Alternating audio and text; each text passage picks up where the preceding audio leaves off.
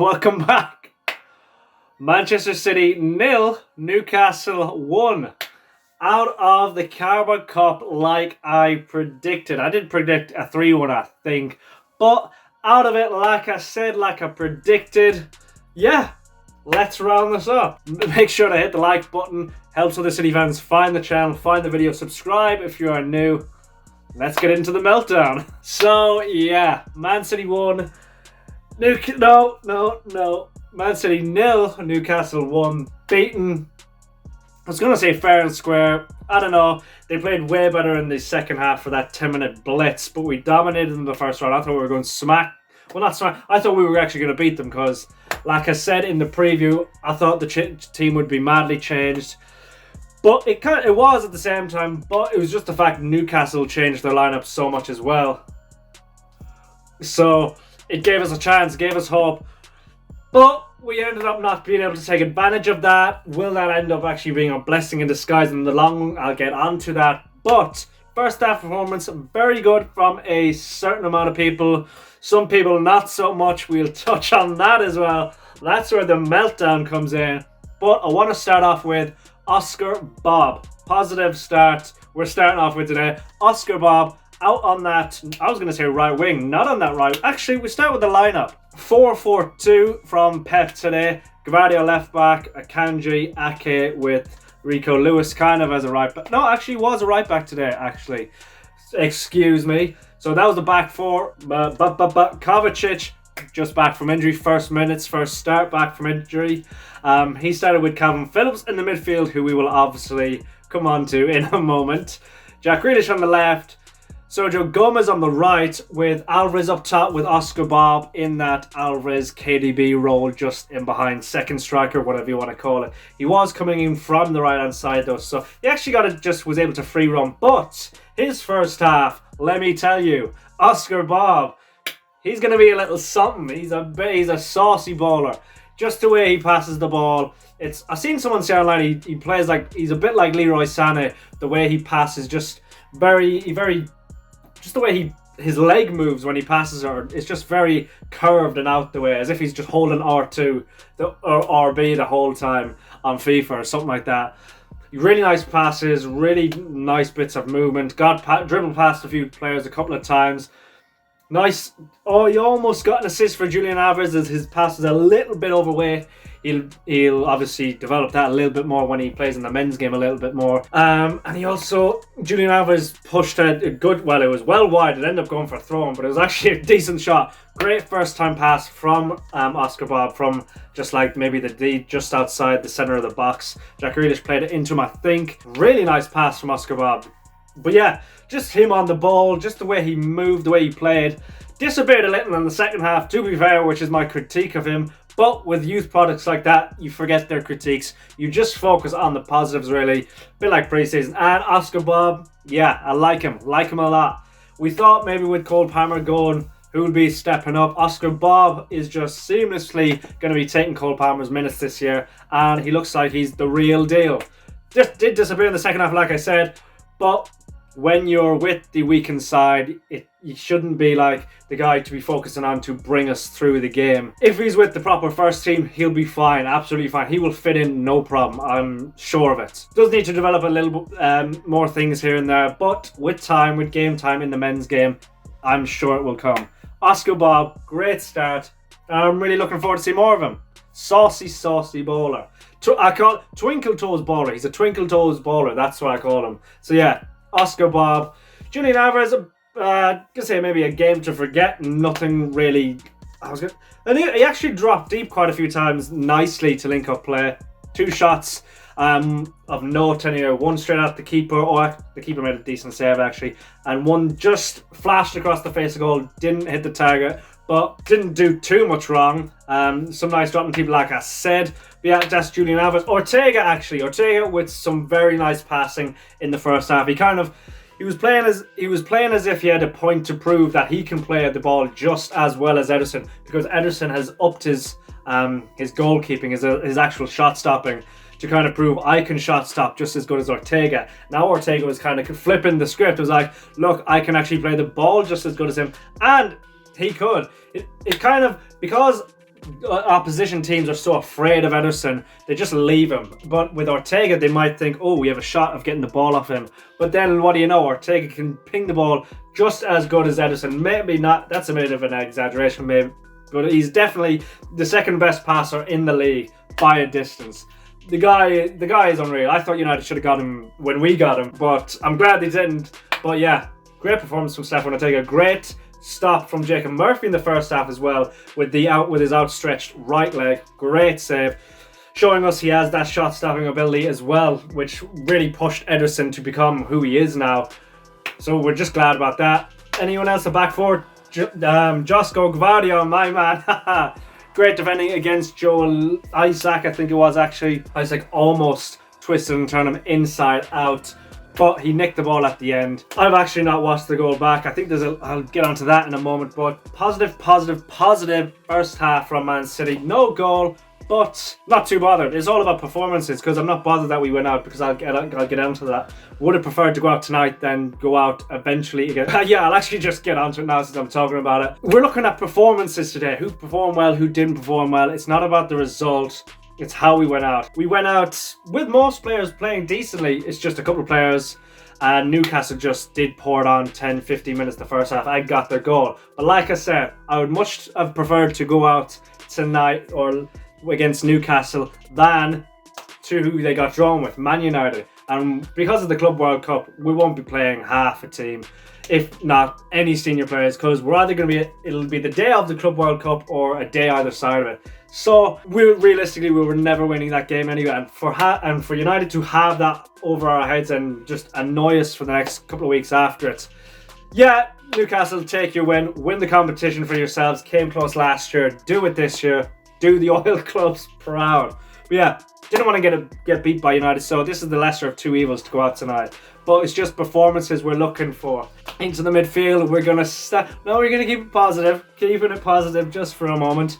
Mateo Kovacic. The boy is back. The boy is like he's never left. The man is playing like he's never left. He was my favourite player at the start of the season for a reason, and he just continued to prove it within the first 5-10 minutes. Just getting the ball, dribbling so secure on it, even though it looked like a couple of times he could have lost it in dangerous areas. Just kept on to it the whole time. Yeah, that man, just keep throwing him in now. He's got to keep playing. The guy's unreal. I love him. He's reminding me why I loved him at the start of the season. Just so... his drive, his acceleration, it's why I've wanted him for years, because he can keep the ball as well. Mateo Kovacic, yes. Alright, composure. On to a negative. Calvin Phillips. To the naked eye, or to the average football watcher or viewer, may have looked like he had a decent game, not a bad game. Pep obviously lied in the press conference saying he had a very, very good game, which is just not the case. It's just, man, he's lucky he has a decent switch of play on him, because if he didn't, he'd be useless. Not very many duels won, not many tackles won. His positioning was horrendous. These are things that a lot of people may not see, but positioning horrendous. His effort was not there. His speed to get to tackles as well just wasn't there, which then left the space he's vacated open. His first touch, people may not see it, but I see these things. Pretending like I'm some tactical, definitely not. But his first touch just isn't what's required of a Man City player. Like even with Jeremy Doku, maybe his first touch mightn't be the greatest, but he's the speed to get to his touch, or he's able to do something with his speed. Calvin Phillips has to take at least 2 touches to make his pass, whereas Rodri, 1 touch, he can play it. Anyone else, 1 touch, and they're usually able to play it. Calvin Phillips, on the other hand, he takes a touch, and it kind of either closes down or doesn't. He doesn't lay the ball off so he can pass it first time. You might notice it next game, or if he ever plays again. Hopefully he doesn't. Fingers crossed. No offense to him, nice guy, but there's plenty of nice guys out there, and they don't play for Man City. Put it that way. We're not here for nice guys. Well, we want nice guys who can play football, not just nice guys. You need the playing football part. But Calvin Phillips, his first touch isn't good enough. Watch the next game. You'll see his first touch doesn't set him up for a pass, or it even closes him off for passes. People will make themselves available, but his first touch, you may need a second touch. He just doesn't quite have it. Not the energy, that he was famed for under Bielsa isn't dogged enough in the tackle, which is what he was famed for, sort of thing. Where's this rustle and bustle bulldog, basically? Just not there anymore. So Calvin Phillips, buddy, your just time has to be up at Man City. You've had a season now. At least Grealish's second season, he improved loads. Had a decent season last season.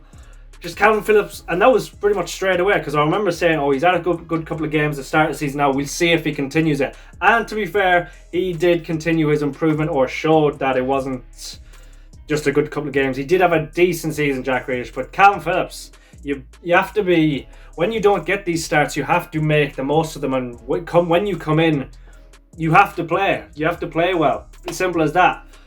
I don't want him starting any more games. Caraboa Cup is the only games he could have been starting. Maybe that. Did you even risk him in the Club World Cup? I don't know. I'm running with Matheus Nunes and Kovacic as a midfield pivot. Throw Bernardo Silva in there as a pivot as well, and move one of those two up. That's my midfield until Rodri comes back for sure. Play that against Arsenal for sure. But we got Wolves coming up. I will talk about those in a second. But Calvin Phillips, less said about him the better. I don't want to be negative too much and harp on about him. But if you're to play for Man City, you got to be of the required standard of Man City. It's not hating, it's just, it is what it is. He's not good enough. The board and Pep wanted him to leave. The quote suggesting Phillips didn't want to leave, so that obviously the reason he brings that up is because we wanted him to leave. Why would we want him to leave? You do the math, right? We want him to leave, he didn't want to leave. Fair enough, that's fine, but you shouldn't be playing, or when you should be playing, you should be putting in way more of an effort than you were. Your duels, your tackles, your positioning, your tracking back even as well wasn't of the required standard. And from such a player who this was your specialty, you should be doing that, really. It should be the minimum effort from someone like yourself who isn't as acting like I'm speaking to him down the camera, but he should be doing that if he's not of the same technical level of a Bernardo Silva, of a Rodri. These are the qualities that can bring him up to an acceptable level, which he just wasn't doing. But yeah, Calvin Phillips, just less said about him the better. On to the second Englishman who failed to perform, although Pep also said he was very good, or he was fantastic, or perfect, Jack Grealish. I see an article, okay. But Jeremy Doku has opened our eyes to what we should expect from a winger, because Jeremy Doku can also hold the ball as well. He can also keep possession. He's quick enough to track back and defend and stuff as well. He's strong. He can hold players off. But this boy can dribble as well. Jack Grealish didn't take Livramento on the whole game. Livramento got a man of the match because he kept Jack Grealish so quiet. A guy coming back from an ACL, you can say Jack Grealish was coming back from an injury, but this dude's coming back from an ACL. Jack Grealish should be... The defenders don't even matter about blocking the space in behind for him to dribble past, because he doesn't do it. They almost know he won't do it. So yeah, Jack Grealish didn't make a single dribble towards the byline, I don't think, and it's opened a lot of fans' eyes on social media. There's a lot of meltdown about the two English boys, Phillips and Grealish. But yeah, Grealish, you've got to... I don't know, because he was all right last season, but I think Jeremy Doku is the main guy now. It's taken him a couple of games to show people what is actually required of a Pep winger, and that Pep doesn't actually force his wingers to not dribble past players, not be creative, not, do things. Jack Grealish doesn't do anything. He holds the ball, and passes it back, but just... I don't know. Jeremy Doku could do that as well. He does do that. But Jeremy Doku is so much more creative. He almost created that chance for Julian Alvarez that people tried to make it a thing for Jack Grealish pulling the defender. That's the absolute minimum he should be doing. It should stay out wide and not blocking the space. Jeremy Doku played that pass. Jeremy Doku's turn against Livramento, holding him off and just spinning him and dashing in behind. That's what you want to see as fans. A bit of excitement, a bit of drive. And that's why I love Kovacic. That's why I love Matheus Nunes' cameo as well. Was incredible. Well, I just loved it. The guy drives. He's not afraid to take players on. I'd stick him on the left wing over Grealish, to be fair, because he'd be able to hold the ball up. He could recycle possession. He could retain possession as well. He's bigger. He's probably maybe not as strong because Grealish is wham, to be fair to him. But Jack Grealish on the left wing, I think your time is up. It should be. he shouldn't be playing in the bigger games anymore. I think Jeremy Doku just is that guy now. He's shown he's getting goals, he's getting assists, he's driving up players, he's getting fans off their seats, he's impacting results for us as well. And he's doing basically what Jack Grealish does and more. But let's see if Pep will actually play him over Jack Grealish now. They're both fit. Because Jack Grealish is still the 100 million signing who still has Pep's trust. Jeremy Doku isn't fully ingrained in the Pep system yet, so Pep may not play him in those big games, but let's see what happens. I'm hoping for Jeremy Doku minutes all the time, every time. Jack Grealish, not quite as bad, not quite as not pack your bags, but as Phillips now. Phillips, you can pack your bags and go straight away. Jack Grealish, you can't stay in the squad. You have my blessing. But yeah, Jack Grealish. You're also a nice guy and all, but you shouldn't be in the starting 11 anymore. So yeah, rant over. Just Grealish, Phillips. Less said about them, the better. Don't want to be too negative. There are a lot of positives in this game. Like I said, Kovacic, Gvardiol, Oscar Bob, definitely. Stefan Ortega. And last but not least, I mentioned him, Matheus Nunes. Great cameo. I want him in midfield. On to the next game I'll go on to now against Wolves. Want him in midfield against Wolves with Kovacic, with Bernardo Silva. I might as well just do the lineup now. You probably get Gvardiol again. Manuel Akanji. Well, you get Ruben Dias, Kyle Walker, that's for sure. Edison will come back in, so that's them two that's two of the back four. Ake came off, so he may come back on. Gvardiol played the full 90, so you might actually see. Actually, Manu Akanji probably plays again because Pep said he didn't want to. I don't know actually, but he might actually just play again. So I'm going to go Ruben Dias, Akanji, Kyle Walker, and Nathan Ake left back. 3 midfield of Nunes, Kovacic and Bernardo Silva, although they'd be rested against Leipzig actually. I was thinking because Arsenal's up next, you could maybe got to rest one of them, but you rest one of them or rest one of them in the Champions League. So yeah, Nunes, Kovacic, Bernardo Silva with Nunes has been saying today that he likes to tackle, but he's also saying his idols were Kaká and Ronaldinho. So I don't know if he's fit for the 6, but I trust him there. But I probably would put a pivot of Kovacic and Bernardo Silva. You can actually just play a flat 3 if you want, but Kovacic in the middle maybe. I want Jeremy Doku on that left wing all day, every day. I want Phil Foden on that right wing and Julian Alvarez, Erling Haaland up top. That's the team. We don't really have much to choose from anymore. No Grealish, I don't want any. No Calvin Phillips, I don't want any on the starting 11 anyway. But yeah, that is the team we should roll with against Wolves. I'm expecting a reaction, that is for sure. Oh, I'm expecting a reaction. Another 3 o'clock game away against Wolves. Grealish might actually play it because in away ends, when we're away, you want a bit more control, so you might actually play it, but I hope not. I hope Doku is fit and firing and driving at players. That's what we want to see. Creating chaos, making danger. Yeah, getting goals for Haaland. That's what I want. I want to see more Haaland goals. I want to see more Jeremy Doku goals and assists, and Matheus Nunes. I want the new boys to play. The new boys have me on my feet. Gvardiol, great defending, great. Gvardiol, he always looks for a killer pass. That's what I love about him. He always looks for a killer pass. Is quick, is strong, can play. That guy, yes. Matheus Nunes, really like what I've seen from him so far. One of them last year, 2 years ago, instead of Phillips. Now we have him, play him. Kovacic, love him as well. Doku, love him as well. Great. It's actually been a great window. I did slate it previously in previous videos, but I'm loving the window now. But yeah, what's I'm going with the score? I'm going like I predicted last time, but it might actually be more likely this time. I'm going 3-1 City. 3-1 City. 7 out of 7 in the Premier League. Still top of the table. Still undefeated. Caraboa Cup unfortunately is out of the way now. But maybe next year. Only the treble. Actually, no. We got the Super Cup. Then another 3. Maybe and a Club World Cup, maybe 5 trophies this year instead of 6. Oh no. As long as we win the Prem and another one, and the Club World Cup, we'll be fine. Alright, yes, 3-1 Man City. Let me know your thoughts, not in the Wolves game, but let me know your thoughts on Jack Grealish and Calvin Phillips in general, and their performance against Newcastle, down in the comments below. Hit the like button, helps other City fans find the channel, and subscribe if you're new around here. And yeah, I shall see you next time. Peace.